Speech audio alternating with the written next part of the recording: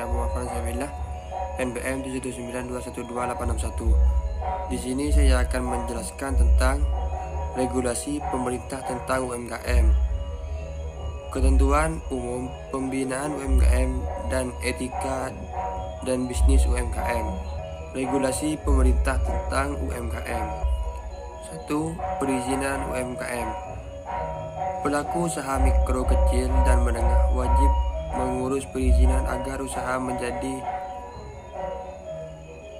legal.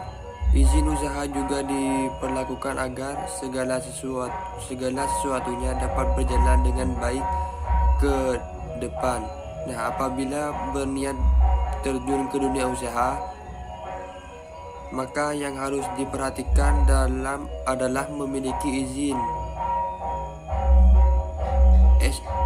SIUP, Surat Izin Usaha Perdagangan.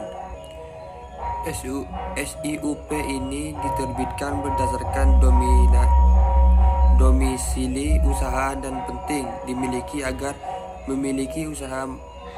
pemilik usaha memiliki bukti pengusahaan dari pemerintah. Sebab SIUP juga memiliki peran penting dalam memajukan usaha, terutama saat mengajukan pinjaman untuk modal ke perbankan maupun instansi keuangan lainnya. 2. Regulasi perpajakan. Pemerintah memberikan kelonggaran perpajakan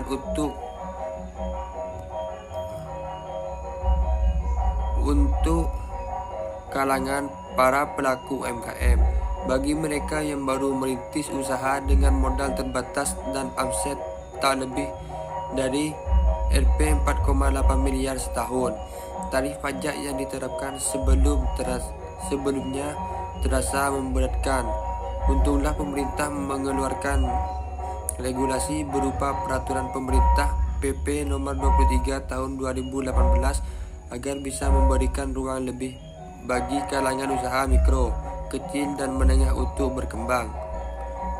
Lewat regulasi terbaru UMKM yang mengatur tentang pajak penghasilan PPh atas penghasilan dari usaha yang diterima atau diperoleh, wajib pajak yang memiliki peredaran bruto tertentu atau tarif PPh VIN yang dikenakan UMKM diturunkan menjadi 0,5% dari sebelumnya 1%.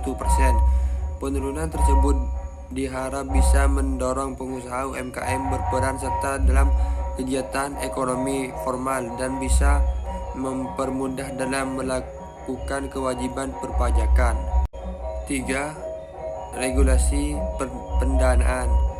Meskipun tidak besar, tapi usaha kecil dan menengah UKM membantu mengurangi pengangguran serta meningkatkan pertumbuhan perekonomian nasional sehingga mendapat perhatian pemerintah dan beberapa lembaga keuangan Indonesia. Salah satunya melalui program penyaluran kredit usaha rakyat KUR. KUR adalah kredit atau pembiayaan yang diberikan oleh perbankan kepada UMKM yang visible tetapi belum bankable. KUR bertujuan untuk meningkatkan dan memperluas pelayanan bank kepada UMKM produktif, meningkatkan kapasitas daya saing UMKM, mendorong pertumbuhan ekonomi dan penyerapan tenaga kerja, serta menanggulangi kemiskinan. Jenis pinjaman ini berbeda dengan pinjaman lainnya karena memiliki suku bunga yang lebih rendah dari yang biasanya. 4. Kemitraan. Salah satu kunci agar UKM bisa maju adalah dengan mengadopsi pada kemitraan, terutama dengan pelaku usaha besar yang telah memiliki nama. Pemerintah pun telah mengatur regulasi tersebut dalam Peraturan Pemerintah Republik Indonesia Nomor 17 Tahun 2018 tentang pelaksanaan Undang-Undang Nomor 20 Tahun 2018 tentang usaha mikro, kecil, dan menengah. Dalam pasal 30 dijelaskan, jika pemerintah pusat dan pemerintah daerah mengatur usaha besar untuk membangun kemitraan dengan usaha mikro, usaha kecil, dan usaha menengah untuk membangun kemitraan dengan usaha mikro dan usaha kecil.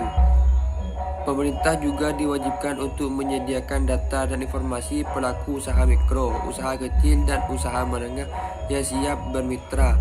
Pengembangan proyek percontohan kemitraan, memfasilitasi dukungan kebijakan, dan melakukan koordinasi penyusun kebijakan dan program pelaksanaan, pemantauan, evaluasi, serta pengendalian umum terhadap pelaksanaan kemitraan.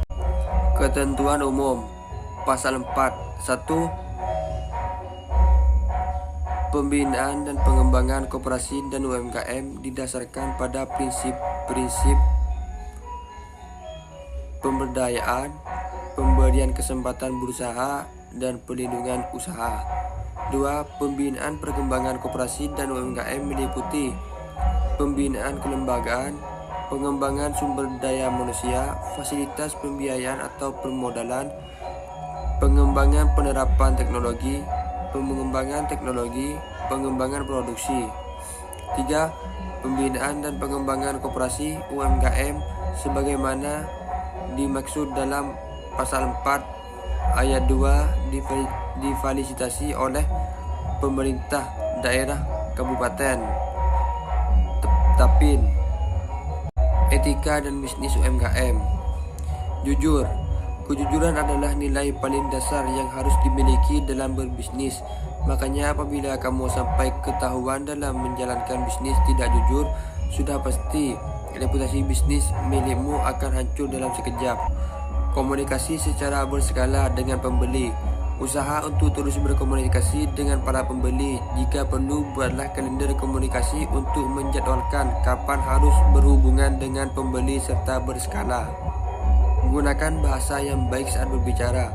Penggunaan bahasa yang baik juga menjadi salah satu etika bisnis yang penting. Dalam berbicara, hindarilah untuk menggunakan bahasa yang kasar, mengandung unsur sara, dan obrolan-obrolan yang bersifat pribadi.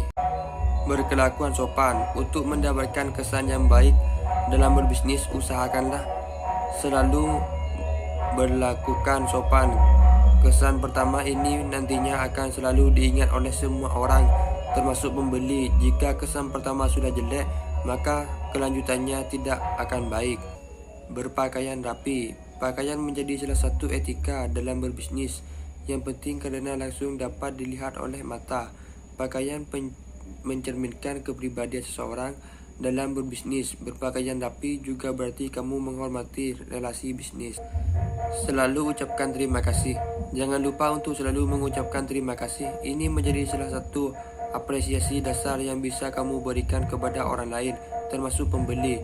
Selain ucapan, jika memungkinkan, kamu juga bisa memberikan sesuatu kepada orang lain. Sekian dari saya, kurang lebihnya saya mohon maaf. Wassalamualaikum warahmatullahi wabarakatuh. Don't lie, feel your eyes, feel love of me. Don't be shy.